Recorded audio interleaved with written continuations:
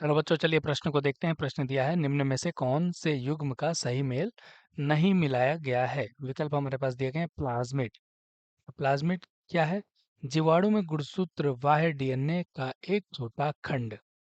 Interferon, एक enzyme जो DNA नियमन में बाधा डालता है। ऑस्मिड, एक रोग वाहक जो बड़े डीएनए खंड कोशी कोशिका के अंदर ले जाता है।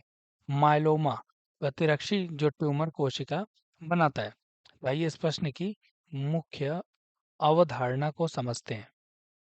मुख्य अवधारणा जो है वह हमें सही मिलान देखना है। तो अगर हम बात करें विकल्पों के बारे में, तो प्लाज्मिड जो होता है, तो प्लाज्मिड के बारे में जो यहाँ पे कथन दिया गया है कि जीवाणु में गुणसूत्र वाह्य डीएनए का एक छोटा खंड। तो ये बात बिल्कुल सही है, यानी सही मिलाया गया, तो यह विकल्प गलत हो जाएगा।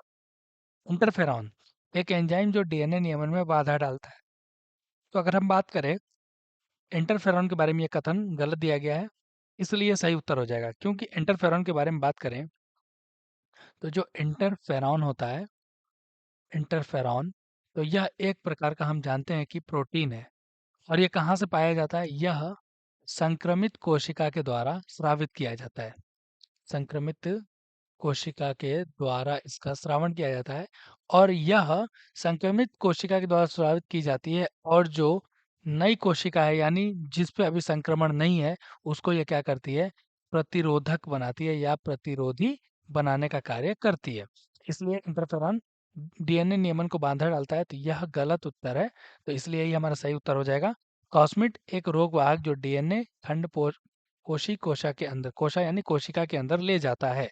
तो ये भी बात सही है, कथन सही दिए गए हैं, इसलिए ये भी उत्तर जो है गलत हो जाएगा। विकल्प डी की बात करें, माइलोमा, तो प्रतिरोधी जो ट्यूमर कोशिका से बनता है, तो ये भी कथन सही दिया, इसलिए विकल्प ये भी गलत हो जाएगा। सही उत्तर हो जाएगा हमारा विकल्प भी। आशा करते हैं इस प्रश्न का उत्तर आपको समझ में आया होगा। धन्यवाद।